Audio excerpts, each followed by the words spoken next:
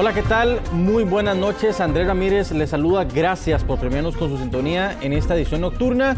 De inmediato un repaso de algunas de las informaciones que hemos preparado. ¿Cómo es que operan las estructuras criminales que incluso hasta nombran jefes de sicarios entre sus integrantes? Vamos a hablar sobre este tema. Las renuncias del gabinete generaron toda una discusión hoy en la Asamblea Legislativa. Vamos a hacer un análisis en esta edición. Un terremoto como el que se generó en Rusia tiene la fuerza para partir a Costa Rica a la mitad. Esto es lo que han proyectado algunos expertos. Deslizamientos provocaron cierres durante esta tarde en la ruta 32, ya la han rehabilitado, pero una nueva onda llegará al país a partir de esta madrugada. Los romeros de Tilarán descansan en Alajuela. Estuvimos con ellos previo a las últimas dos paradas para completar sus más de 220 kilómetros antes de llegar a los pies de la Negrita. Tener conocimiento de inteligencia artificial se está convirtiendo en un requerimiento básico que están solicitando los reclutadores para sus puestos de trabajo.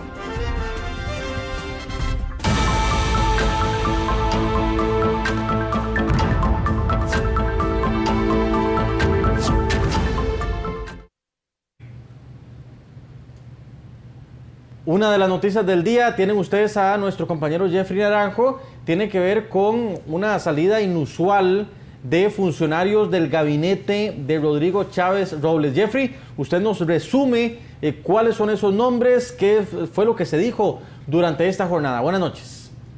Muy buenas noches, Andrés. Efectivamente, desde días atrás ya se venía especulando, se venían dando incluso rumores, incluso Casa Presidencial había anunciado que estarían dándose salidas de ministros, incluso presidentes ejecutivos, y precisamente este miércoles, como parte de la conferencia previa al Consejo de Gobierno, ya se confirmó la salida de 7 jerarcas. Estamos hablando incluso de un hecho inusual con la renuncia del vicepresidente de la República, Stefan Brunner, al cual también se unieron distintos ministros y presidentes ejecutivos que en este momento incluso vamos a ver en pantalla el recuento de estas 7 personas que hoy dejaron sus cargos, y el primero de ellos, como ustedes pueden observar, es precisamente el primer vicepresidente de la República, Stefan Brunner, quien dejó hoy su cargo, y esto pues genera que sea Mary Munive, la actual ministra de Salud, la que asuma la primera vicepresidencia de la República. Otra de las miembros del gabinete de la administración Chávez Robles que presentó hoy su renuncia fue el ahora exministro de Hacienda, Nogui Acosta Jaén, quien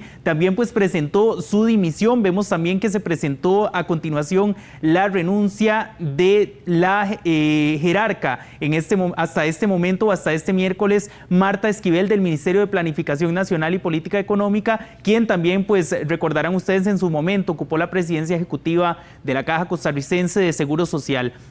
Otra de las dimisiones que se presentaron hoy fue la de Juan Manuel Quesada, quien en esta administración ha ocupado 2 cargos, tanto en la presidencia ejecutiva de Recope como en acueductos y alcantarillados. Sin embargo, pues este cargo será ocupado a partir de este viernes aparentemente por una funcionaria de la Dirección de Infraestructura Educativa. La ministra de la Condición de la Mujer, ahora exministra Cindy Quesada, también pues dimitió de su cargo este miércoles. Y por último, también los 2 últimos cargos que presentaron su renuncia posterior a previo a esta conferencia del Consejo de Gobierno fue la presidenta de la Junta de Protección Social, Esmeralda Britton, y en último caso también pues vimos que se presentó la dimisión de Ángela Mata, quien ocupaba el cargo de ministra de Vivienda y Urbanismo. Estos son los 7 puestos que fueron dejados, confirmados, dimitidos hoy por parte del Poder Ejecutivo, y que bueno, ¿qué va a pasar con estas personas? Se especula, hay aparentes intenciones de que estas personas pues vayan a postularse a un posible cargo de diputación. Esto no es confirmado, no se ha dicho abiertamente, al menos por parte del Poder Ejecutivo,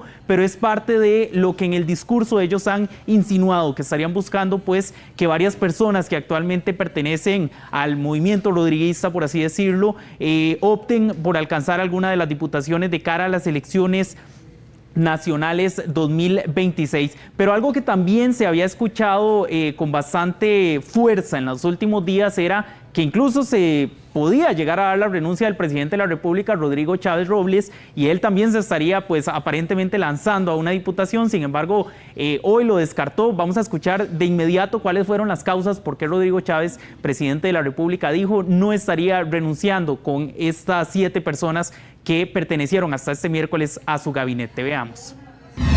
La decisión fue quedarme de presidente de la República. No voy a renunciar. Lucharé desde esta silla o continuaré luchando de esta silla. ¿Y por qué yo creo que ahí está la productividad más alta de su humilde servidor? Bueno, tengo que ser muy franco. Analizando el panorama, me parece que el apoyo del pueblo a este gobierno es tan robusto, es tan consolidado, es tan fuerte, que no hace falta que yo vaya a hacer campaña. Bueno, mucha atención, hay un aspecto muy importante con estas afirmaciones que realiza el mandatario y que ya incluso algunos sectores se han empezado a pronunciar, incluidos los diputados de la República. Cuando se da una renuncia del Poder Ejecutivo, tanto los ministros como el presidente de la República, en caso de que hubiera renunciado, pierden su inmunidad y están sujetos, por tanto, a un proceso ordinario de investigación, por ejemplo, en las causas penales que actualmente tanto funcionarios como Nogui Acosta, Marta Esquivel con el caso Barrenador, incluso el mismo presidente de la República tienen actualmente, y eso fue precisamente lo que los diputados dijeron. Estas personas renuncian y por tanto pierden la inmunidad, podrían estar sujetos a una investigación o a un proceso ordinario ante la Fiscalía, como en el caso también de Stefan Brunner, con la aparente estructura paralela que se investiga actualmente. Y pues muchos dicen que esto también motivó a que el presidente de la República pues no presentara su renuncia. Sin embargo, son también pues algunas de las posiciones que han tomado los diputados, que precisamente vamos a escuchar lo que pasó hoy en la Asamblea Legislativa, qué dijeron las distintas fracciones ante esta salida de jerarcas del Poder Ejecutivo. Veamos. Era el escenario más esperable. El señor presidente de la República no renuncia, tiene una gran cantidad de causas e investigaciones que nos hacía poco creíble que fuera a renunciar a su inmunidad así porque sí, y tener un margen de 10 meses sin esta inmunidad que le proteja. Sobre el resto de las renuncias tampoco nos sorprende, porque hemos tenido oleadas de renuncias de forma bastante seguida con este gobierno. Estamos ante un gobierno que ha perdido más de 80 funcionarios. Ahora se unen estas 6 renuncias más, y lo único que evidencian es que van tras sus intereses personales, y no les importa si están haciendo bien o mal la labor. Dejan muchas deudas, especialmente con la parte social, y muestran, como menciono, un interés muy personal. La salida de varios ministros no es un acto de responsabilidad, sino una estrategia para buscar inmunidad legislativa y evadir las consecuencias de su mala gestión.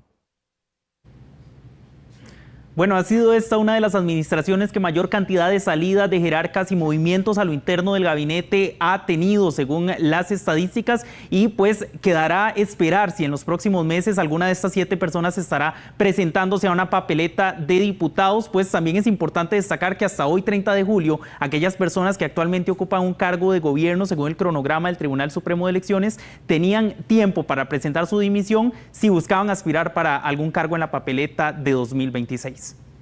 Jeffrey, muchísimas gracias por este reporte. De hecho, le invito a usted, televidente, porque más adelante va a estar con nosotros el analista Daniel Calvo para ampliar un poco más sobre este tema. Vamos a continuar. Vean ustedes esta imagen que le quiero mostrar. Se registró esta tarde en Isla Venado. Una tromba marina, es como le llaman los expertos, que fue captado en estas cámaras celulares de muchos de los turistas, de la gente que se encontraba en el sector. Vean desde la plaza, la cancha ahí en Isla Venado, cómo se ve impresionante esta imagen de la tromba marina. Reiteramos, imágenes captadas este miércoles. Y de hecho, una nueva onda tropical reforzará las lluvias en el país para o desde esta madrugada. Las lluvias no darán tregua. El Instituto Meteorológico Nacional advierte por el riesgo de inundaciones para las próximas horas, producto de la saturación que mantienen los suelos, especialmente en el Caribe y la zona norte.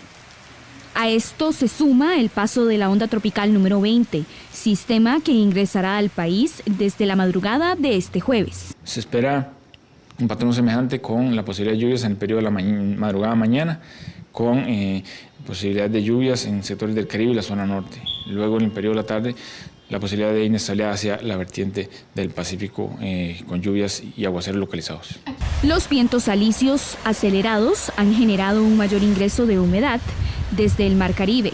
Como consecuencia de esto, durante este miércoles se registraron acumulados de lluvia importantes en el Caribe, en la zona norte y sectores al norte de Guanacaste. Un escenario que también favorece que los niveles de humedad en los suelos alcancen valores de hasta el 95%. En el caso del viernes, una disminución en el contenido de humedad y posteriormente posibilidad de lluvias siempre localizadas en el Pacífico, sin dejar de lado en el transcurso del fin de semana la posibilidad de lluvias que se manifiesten en el periodo de la madrugada mañana para el Caribe todavía debido a la presencia del viento alisio. Las autoridades recuerdan a la población la importancia de monitorear de cerca el comportamiento de los ríos, para así identificar riesgos de desbordamiento o deslizamientos. Bueno, y un derrumbe en la ruta 32 esta tarde obligó al cierre de la vía, caída de material en el kilómetro 32, que le llaman el sector del Chupadero. Hay que decir que ya fue habilitado el paso de la ruta y que tendrá vigilancia durante el resto de la noche.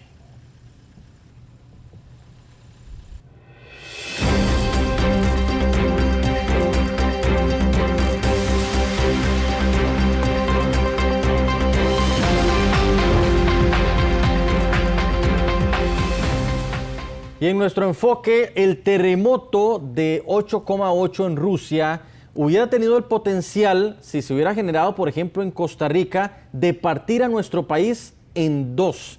Eso es lo que proyectan los expertos. Rachel Matamoros en directo con el reporte. Rachel. Es correcto, de hecho, a raíz de este terremoto que se generó en Rusia, se hicieron alertas por tsunami en varios países, entre ellos Costa Rica.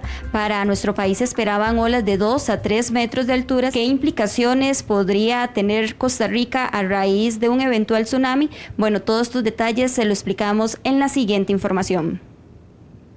Prácticamente rompe desde el norte de Costa Rica, prácticamente desde Santa Elena, desde la península de Santa Elena hasta Punta Urica. Una de las primeras alertas que se generó tras el potente sismo fue la advertencia de un posible tsunami en el Océano Pacífico. Se estimaban olas de hasta 3 metros de altura. Sin embargo, esta amenaza fue descartada para el territorio costarricense. De acuerdo con los expertos, la presencia de islas barrera, como las de Hawái y otras formaciones naturales, actúan como un escudo protector. Estamos viendo alturas de cerca de 20, 30 centímetros en Quepos y en Punta Arenas. En Golfito hace unos minutos empezamos a registrar las primeras alturas, también alrededor de unos 10, 20 centímetros. En el Caribe podemos decir que las islas de las Antillas nos protegen de lo que venga de fuera del Atlántico. Por ejemplo, eso que dicen que va a haber un mega tsunami frente a Portugal y demás, las islas, las Antillas nos protegerían en el Caribe. En el Pacífico no. Tenemos solamente la isla del Coco, que está muy lejos, que es una sola. Aunque la probabilidad de un tsunami es baja debido a la distancia del epicentro, ya se han comenzado a percibir notorias alteraciones en el mar, como el ingreso de fuertes corrientes en zonas como la Marina de Flamingo. De las 2:30 cuando terminamos con A raíz de la situación se había elevado a alerta amarilla en las zonas costeras del país. Sin embargo, la alerta fue eliminada ya que no se generaron mayores afectaciones. Esas alturas de tsunami no son observables a simple vista, nosotros las vemos en los instrumentos, pero si vemos el mar lo vemos igual que siempre. Lo que sí podemos notar es unas corrientes más fuertes en algunos lugares y esas son las que pueden ser peligrosas. Pero veamos este otro dato, porque más allá del epicentro, las ondas del fenómeno han viajado por el océano a gran velocidad y podrían incluso activar volcanes en varios países. Lo interesante es que como se da un terremoto tan grande, posiblemente hoy y en estos días hagan erupciones de algunos volcanes, pero en el transcurso de los años vamos a tener mucho más cantidad de erupciones. Y esto repercute también para un posible efecto de peligros volcánicos. Las autoridades mantienen una vigilancia continua en caso de algún cambio repentino.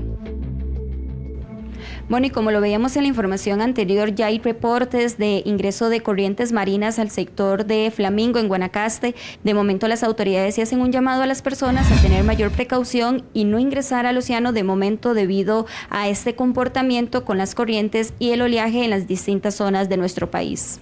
Rachel, muchísimas gracias. De hecho, vamos a ver de las alertas de tsunami que se... Volvemos con nuestro compañero Jeffrey Naranjo. ¿Cómo es que operan las estructuras criminales que tienen jerarquías, jefe de sicarios y otros? Jeffrey, usted nos informa en directo. Buenas noches de nuevo. Así es, muchas veces vemos las imágenes de estos allanamientos y vemos que todas son muy similares, pero mucha atención con lo que pasó hoy en Jiménez de Pocosí, porque esto viene a abrir una ventana para entender cómo operan estas estructuras criminales en nuestro país, cómo están actualmente evolucionando, por así decirlo, respecto a la venta de drogas que se daba hace 10 años en Costa Rica. Y es que lo que vino aquí a ocurrir es que se detiene en Jiménez de Pocosí, tras una serie de diligencias de la Policía de Control de Drogas, al que es el jefe de sicarios aparentemente de la banda de El Diablo, alias Diablo. Estamos hablando de que esa persona ocupaba un puesto para contratar a sicarios que se encargaran incluso del control territorial, de las advertencias y la vigilancia cuando se acercara a la policía o bandas enemigas, y esto viene pues a dejar entrever cómo esto se distribuye en puestos incluso y funciones como si se tratara de una empresa donde hay personas encargadas de algunos casos de distribución y rutas de trasiego de las drogas, otras personas encargadas del sicariato y operando a sus anchas, por así decirlo, como si se tratara de una empresa. ¿Cómo llegó Costa Rica a esto? ¿Qué fue lo que pasó que permitió que los grupos criminales escalaran hasta estos niveles? Lo vemos en detalle a continuación.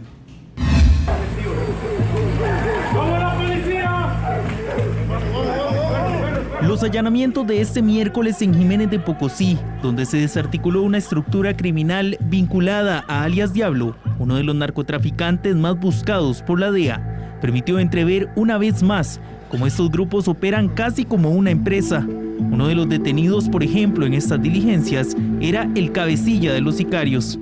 Por ejemplo, desde el tema de lo que es la logística del transporte, el bodegaje, el reclutamiento de personas, los contactos, alianzas a lo interno con otros países y pues también personas que están asociadas a hacer esas conexiones para corromper a personas funcionarias. Contratan sicarios, delegan funciones, cuantiosas sumas de dinero de por medio e incluso negocios que involucran a personas con vínculos familiares. Eso es la manera violenta de operar de estas estructuras. Eso es una célula del grupo de la banda del Diablo y así es como está operando a nivel no solamente de esta parte territorial de la región, sino también en otros sitios. Y sí, efectivamente, nosotros lo pudimos constatar con las vigilancias que realizamos y los seguimientos que realizamos. Tuvimos que utilizar algunos mecanismos importantes tecnológicos para poder controlar la presencia de ellos acá y poder detenerlos el día de hoy. Usted se podría preguntar cómo llegan a crecer estas agrupaciones tanto al punto de tener control de territorios y casi una estructura empresarial funcionando, inclusive con nexos internacionales. La clave, según expertos en esta materia, es que muchas veces logran corromper a altos funcionarios públicos. Incautar el dinero sería una de las formas más directas de desarmar a estas organizaciones. Se hablaba de que el kilo de droga que sale de Costa Rica y puesto en Europa rondaba entre los 100,000, incluso hasta los $300,000. Entonces, si multiplicamos eso por 1,000 kilos, una tonelada, podríamos darnos una idea de las cuantiosas ganancias que puede tener la exportación de droga. Y pues esto pues le da herramientas que lamentablemente que a veces ni el Estado tiene, los recursos que ni siquiera el Estado tiene, la forma en poder controlar, evitar o tratar de mitigar que la corrupción se apropie de nuestras instituciones es únicamente a través del control de procesos internos, de la transparencia en las instituciones. El proyecto de ley de extinción de dominio buscaba que cuando hay sospechas de altas cantidades de dinero adquiridas de forma ilegal o por lavado, como sucede usualmente en estas organizaciones, las autoridades judiciales pudieran incautarlo hasta que se pruebe de dónde fue obtenido. Sin embargo, no obtuvo avance en la Asamblea Legislativa. Jeffrey, muy puntual y concretamente, ¿se ha tomado en cuenta esto? ¿Hay proyectos que lo abordan, por ejemplo? Bueno, Andrés, vemos que, por ejemplo, el proyecto de ley de extinción de dominio que buscaba precisamente que cuando se detecta que hay un grupo que está de repente adquiriendo gran cantidad de capital, propiedades, fincas, trasiego de drogas, se le puedan incautar incluso previo a que se realice la investigación. Sin embargo, vemos como este proyecto no obtuvo avance en la Asamblea Legislativa y muchas veces, según los expertos, esto también pues da para sospechar que tanto estas estructuras llegan a tener poder, influencia en el mismo aparato estatal. Incluso ayer en el caso Pana lo vimos, que también habían personas detenidas que pertenecían al OIJ, y con estas cantidades que ganan estos grupos criminales al exportar droga de nuestro país, pues logran sobornar en muchos casos o a través de la intimidación, del miedo y de la amenaza a funcionarios públicos que terminan más bien trabajando de alguna manera o siendo infiltrados para estos grupos organizados, y esto sería precisamente el punto a atacar según las mismas autoridades para evitar que esto siga presentándose. Muy bien, Jeffrey, muchísimas gracias por este amplio reporte. Continuamos.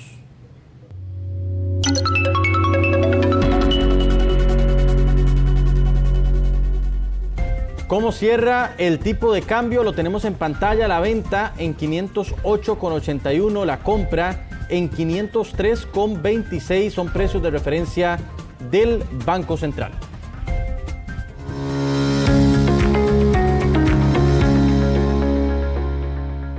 Son cada vez más los reclutadores que están solicitando conocimientos, por lo menos básicos, de inteligencia artificial para darle un puesto de trabajo. Katia Cárdenas nos informa en vivo. Katia. Hola, ¿qué tal? Bienvenidos a la sección de economía. Si está buscando empleo, es importante que tome en cuenta esta información. Cada vez manejar herramientas de inteligencia artificial ya no es una opción, realmente se está convirtiendo en una habilidad básica para muchos reclutadores. Vamos a darle más detalles de esto y también de cursos gratuitos que usted puede aprovechar. Si usted está en búsqueda de empleo, tenga presente que el entendimiento de la inteligencia artificial le podría cerrar o abrir puertas en el futuro. El 75% de las empresas a nivel global planea adoptar tecnologías de inteligencia artificial en los próximos 5 años, según indican reportes de entes como el Foro Económico Mundial. Ante esto, se capacitarán a miles de personas en el país a través de una oferta de cursos en línea sobre inteligencia artificial impartidos por la Coalición Costarricense de Iniciativas de Desarrollo, conocida como CINDE, y la empresa tecnológica IBM.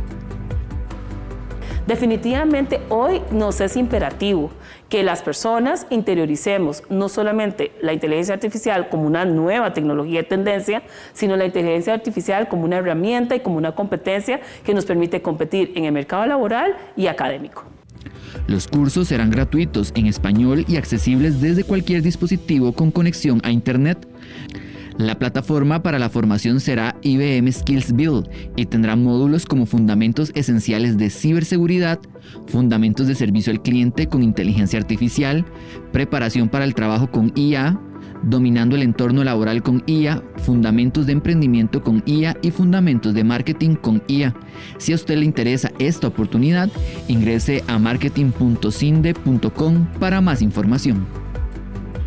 Bueno, como ven, hay muchas opciones para aprovechar todas estas herramientas tecnológicas, incluso gratuitas, para que usted pueda también conocer más de inteligencia artificial y prepararse para estas nuevas opciones de empleo que cada día están surgiendo más ligadas a la tecnología. Continuamos con más. Virgen de Los Ángeles, voy canto para tu veneración. Bajo tu amparo hoy nos acogemos, rogándote por tu intercesión.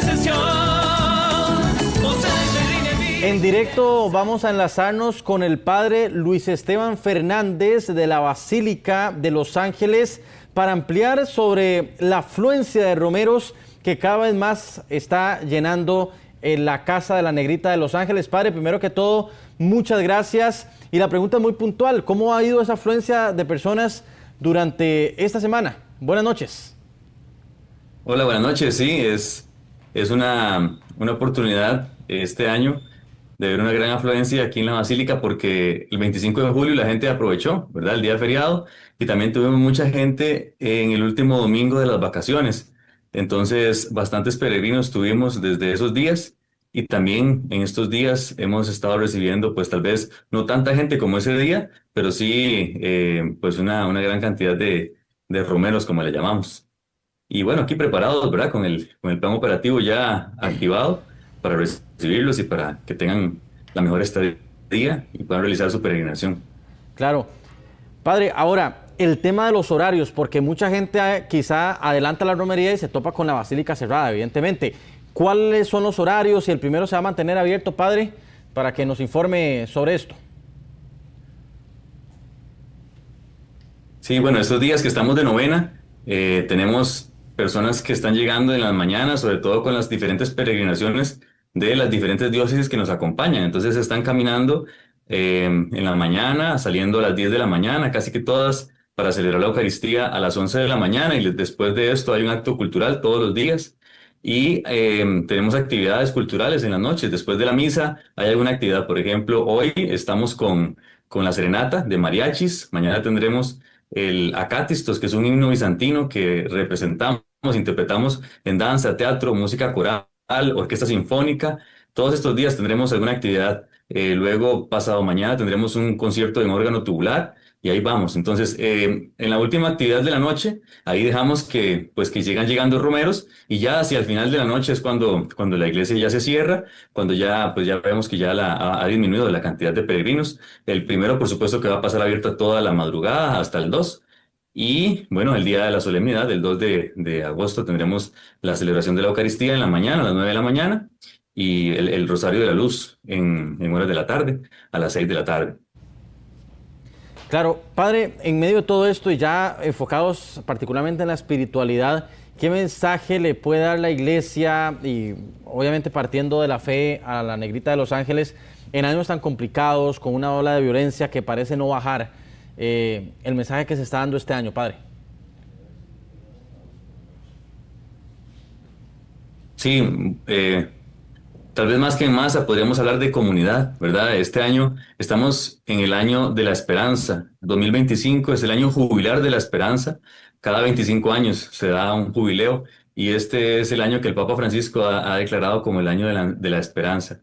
Y yo creo que en estos momentos de crisis, como decís, de tanta violencia, de tanta crisis, es un momento para girar nuestra mirada hacia aquella que nos ha traído la esperanza con mayúscula, aquella esperanza que no defrauda, aquella que incluso en medio de la adversidad nos invita a recordar que este cambio no se hace por individualidades, sino por unirnos, como decís, por una comunidad que se une para orar, para interceder, pero también para ver la necesidad del otro, y para ver también cuál es esa carencia que podemos tal vez solventar entre todos, y también cuál es esa alegría en la que nos podemos alegrar. Entonces, los invitamos a que celebremos juntos este año de la esperanza, que vengamos a fortalecernos en la esperanza, esta fe que te hace salir de tu casa, de tu pueblo, para venir a peregrinar. Esta es la roca firme sobre la que te cimentás, a pesar de que todavía no tengas lo que crees, a pesar de que todavía la vida tal vez no sea, o estés pasando por un momento de dificultad, pues es esa fe la que nos da la esperanza de aquello que esperamos, y que ya también es una prenda, ¿verdad? Es una muestra,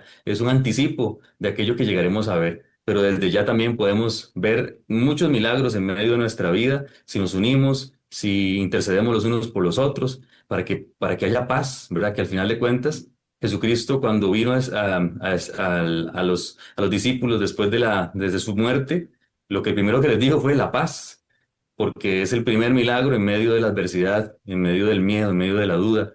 La paz también, ojalá que podamos venir a interceder para no perder esa esperanza de que haya paz en nuestras familias y en nuestro país.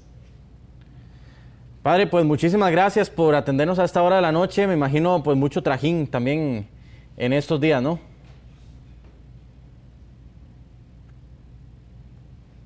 Gracias a Dios, con mucho gusto para servirles. Y sí, aquí seguimos, ¿verdad? Con el trajín en tal vez ya casi que en el punto más alto. Pero en lo que pueda servirles, con todo gusto, ahí nos ponemos de acuerdo. Muy bien, muy amable. Vamos a continuar, de hecho, con temas. Padre, muchas gracias. Vamos a las imágenes. El ritmo guanacasteco, la marimba tomó la Basílica de Los Ángeles. Escuchemos el ambiente, de hecho.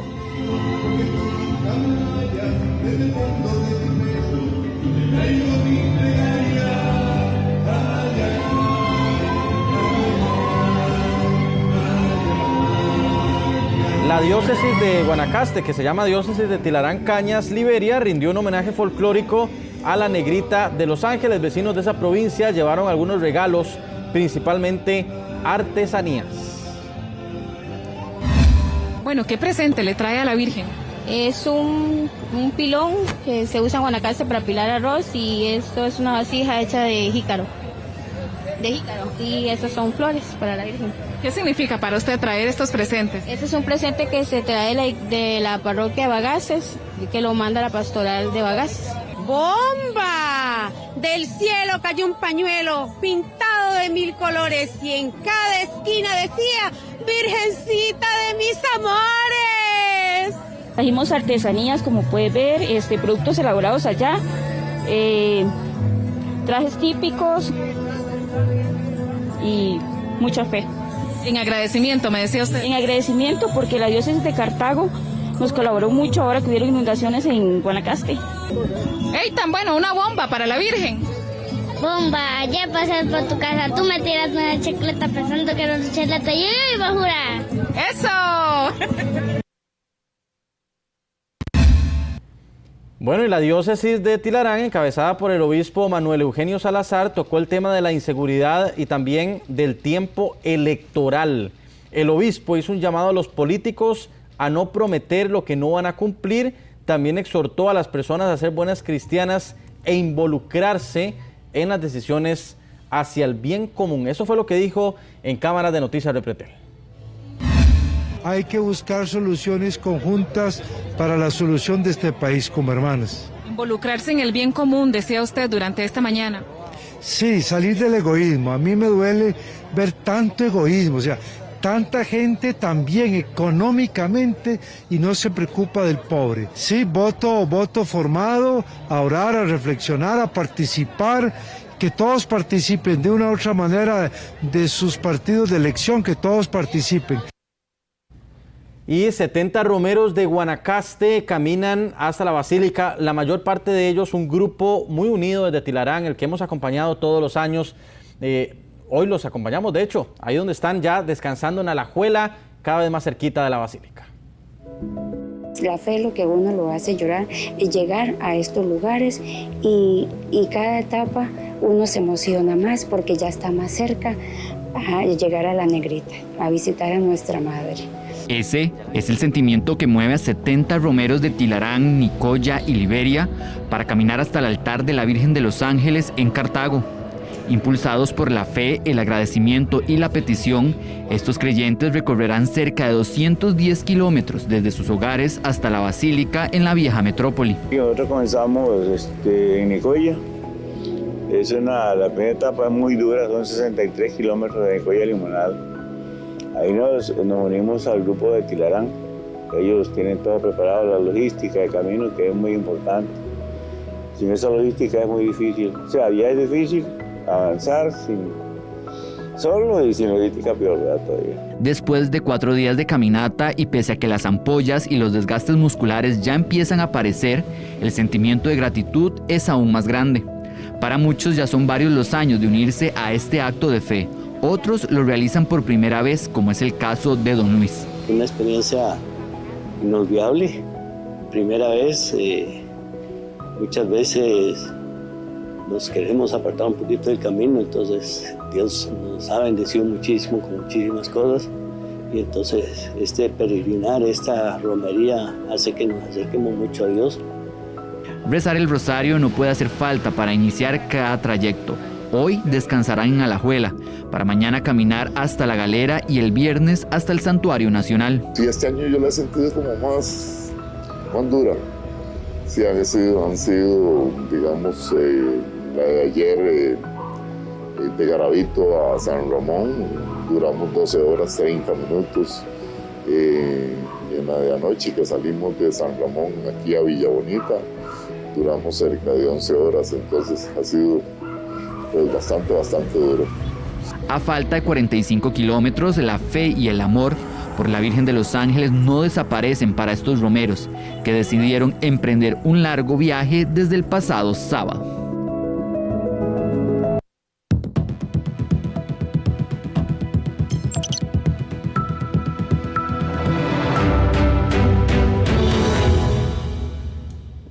Y a esta hora hacemos balance sobre las salidas de gabinete. Les prometí tener a don Daniel Calvo, analista político, con nosotros a esta hora de la noche. Primero que todo, muchas gracias por acompañarnos, don Daniel. Buenas noches, encantado de estar aquí.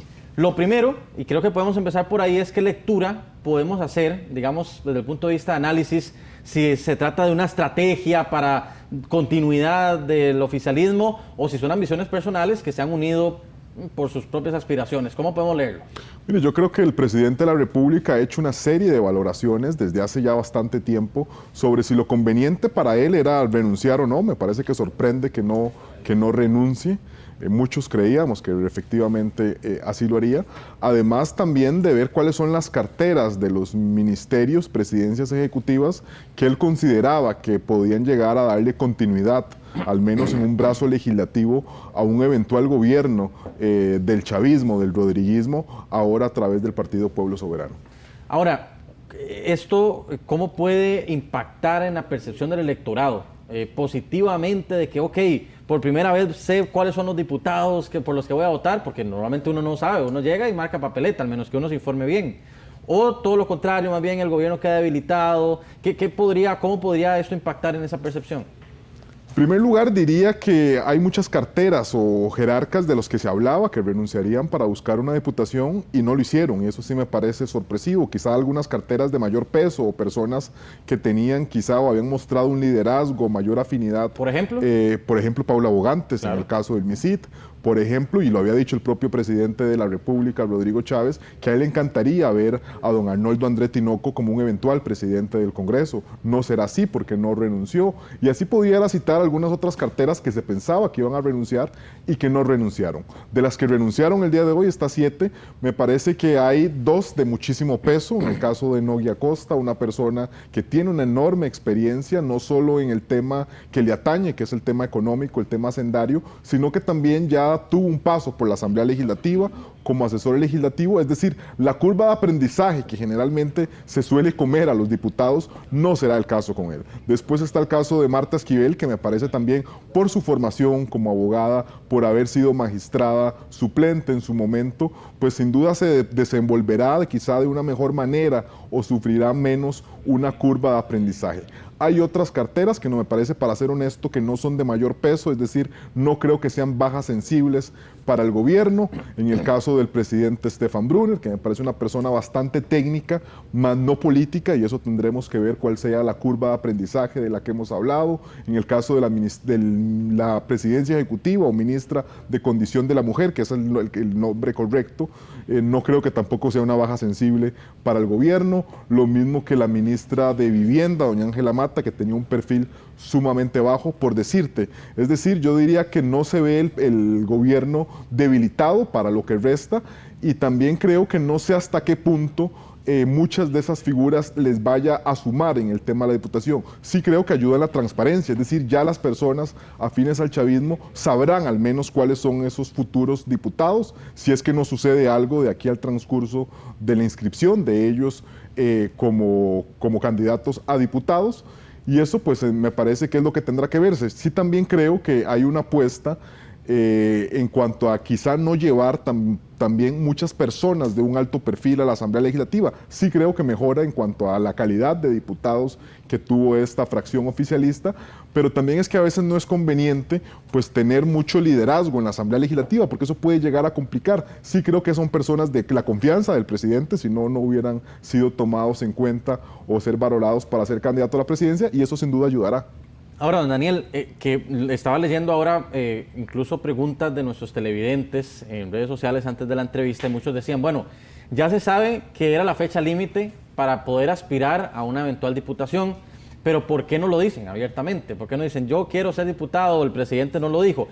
¿Es un tema de rozar beligerancia en ese sentido? Correcto, la renuncia, pues oficialmente ellos podrán hacer una manifestación de su interés hasta el día viernes, pero ya todos lo sabemos, ¿verdad? Prácticamente que si están renunciando serán porque muy presumiblemente vayan a ser candidatos a diputados. Ahora, te decía, uno no sabrá si surja un asunto, un cuestionamiento de acá a la fecha en la que sean ratificados como candidatos a diputados. Ya he visto al menos que la oposición está cuestionando severamente a doña Cindy Quesada. Entiendo que también habrán otros cuestionamientos, porque en política, como se dice, al que saca la cabeza se la terminan cortando, ¿verdad? Y justamente eso iba, porque tenía aquí una consulta que quería hacerle, si a ellos les favorece haber tenido tanta exposición pública en este gobierno.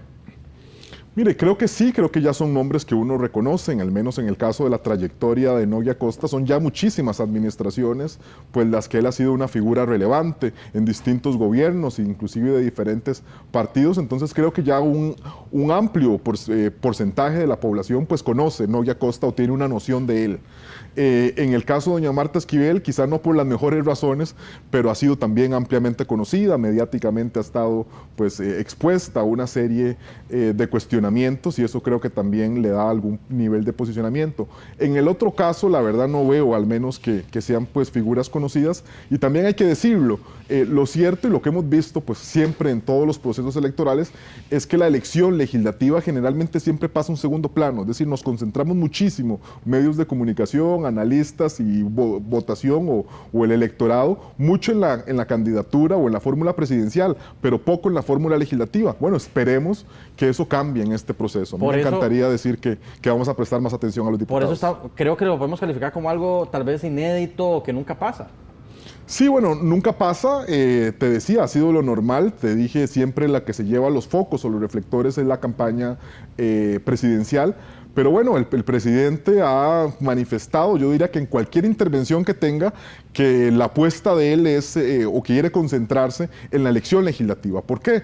Porque muchas reformas que él ha querido impulsar en esta administración, al menos es lo que ha dicho, no han podido encontrar buen puerto en razón de que no tienen los votos suficientes para ser aprobadas y para lo cual él menciona que doña Laura Fernández pues requeriría un importante número de diputados. 38 me parece realmente una cifra difícil, pero sí creo que muy posiblemente en caso de un eventual triunfo del oficialismo pudieran tener una mayor cantidad de diputados, al menos de la que tuvieron ahora, que son 10. Claro. Ahora, se habla de la inmunidad, ¿verdad? Se habla de la inmunidad, por ejemplo, aquí viendo los rostros en esa pantalla que tenemos de doña Marta Esquivel, de Brunner, por poner dos casos. Expliquémosle a la gente qué pasa ahora.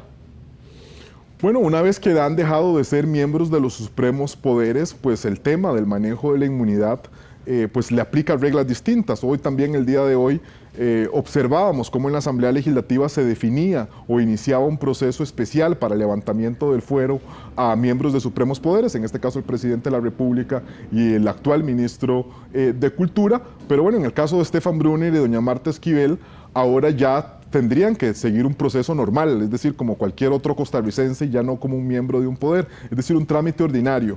Lastimosamente, y digo lastimosamente porque siempre hay una aspiración de que la justicia sea pronta e incumplida, en Costa Rica eso no es el caso. Un proceso ordinario pues puede tardar a veces hasta una década. Sí, lo estamos viendo con muchos casos. De hecho, don Daniel, tengo dos preguntas más, si me lo permite. Adelante. Una de ellas para explicarle a la gente qué sigue a partir de ahora para estas figuras que renuncian. ¿Tienen que ir a inscribir al tribunal? ¿Tienen primero que ir a un partido y que los pasar por un comité? No sé, ¿qué es lo que sigue para ellos? Bueno, también decir que cada partido político establece sus propias reglas para la selección de diputados. Ahora, pues una vez que ya ellos abandonen oficialmente su cargo, que será a partir del próximo viernes, el Partido Pueblo Soberano pues tendrá que definir unas fechas de inscripción de candidaturas, donde ellos deberán hacer el proceso de inscripción, someter su nombre y ahí a través ya sea de asambleas de carácter generalmente provincial o nacional, tendrán que ser ratificadas justamente antes de finales del mes de septiembre, para así poder aparecer en la lista de la fórmula de diputados que presentará este partido, que la conoceremos a partir del 7 de octubre, que si la memoria no me falla es la rifa que el Tribunal Supremo de Elecciones tiene para ya empezar el tema de la impresión de papeletas. Claro. Y lo último, que de hecho ya apenas lo despida, vamos a ver una nota que preparó nuestro compañero Rodrigo Guevara, pero muy rápidamente, ya hay una comisión que va a estudiar la inmunidad del presidente. ¿Esto qué significa, así muy concreto? Mire, que le decía ahora que en los casos de los miembros de los supremos poderes se les sigue un procedimiento especial, justamente ¿para qué? Para que los cuestionamientos, las acusaciones, el pasado primero de julio, sí, me parece que fue, la Corte Plena, 15 de los 22 magistrados acordaron levantarle la inmunidad al presidente de la República y al actual ministro de Cultura por un cuestionamiento acerca de fondos del BCE. Eso, una vez que se tuvo esa votación, pues tenía que ser notificado oficialmente a la Asamblea Legislativa. Fue notificada, me parece que el pasado lunes, y hoy el presidente del Congreso decidió conocer ese tema, someterlo en el plenario, crear una comisión especial para que vaya reuniendo, pues inclusive en audiencia reciba al presidente, al ministro, a cualquier otra persona que ellos consideren importante, haga un informe recomendando si levanta o no la inmunidad, lo someta al plenario legislativo, el plenario legislativo deberá aprobar o no ese informe con 38 votos, y en el caso que de ese informe sea favorable, lo tendrá que remitir nuevamente a Corte Plena, para que Corte Plena sea la que defina cuál será, digamos, si empieza el juzgamiento o el juicio contra estos supremos jerarcas. Importante mencionar aquí, Andrés, la Asamblea Legislativa no emite un juicio, como algunos me parece se ha dicho en redes sociales o ha generado confusión. La Asamblea Legislativa únicamente decide si está de acuerdo o no en levantar el tema de la inmunidad, es decir, si se va a seguir con el proceso que le corresponderá posteriormente a Corte Plena y sobre todo a Sala Tercera, que es la que ve asuntos penales, más adelante. Claro. Don Daniel, muchas gracias por acompañarnos hasta ahora. A las órdenes, encantado. Muy amable, va para Cartago ahora. Así es, a la provincia más bonita del mundo y la que está llevando hoy el centro de atención. Muy bien, mucho cuidado ahí con los romeros de camino. Así es. Muy bien, Daniel Calvo, analista político, y justamente hablando de esta comisión, son 3 diputados y tienen 20 días aproximadamente para emitir este informe. Andrea Álvarez de Liberación Nacional, Rocío Alfaro del Frente Amplio y Daniel Vargas del oficialismo serán los encargados de estudiar el levantamiento de la inmunidad del presidente Rodrigo Chávez. En una sesión histórica, el plenario legislativo votó por los integrantes para que el grupo fuera completamente equilibrado. Se nombró ahora como primer paso la comisión que va a tener como una función fundamental el de considerar si los hechos que se han denunciado corresponden o dan base a una formación de causa contra los funcionarios que están siendo indagados. Ahora la comisión tendrá 20 días para dar una recomendación al plenario legislativo. El expediente judicial será completamente privado. Mi criterio, porque también en la Asamblea estamos acostumbrados a que todo es público, ¿verdad? Que sea público lo que se discuta en la comisión. No obstante, en la resolución dictada por el presidente de la Asamblea hoy, sí señala que podría señalarse ciertas sesiones secretas. Hemos compartido tanto con Andrea como con don Daniel en otras comisiones y sabemos que podemos trabajar bien juntos con las diferencias que tengamos, pero tratando de hacer un trabajo que resguarde precisamente todas las garantías, que haga un procedimiento adecuado y que rinda un informe.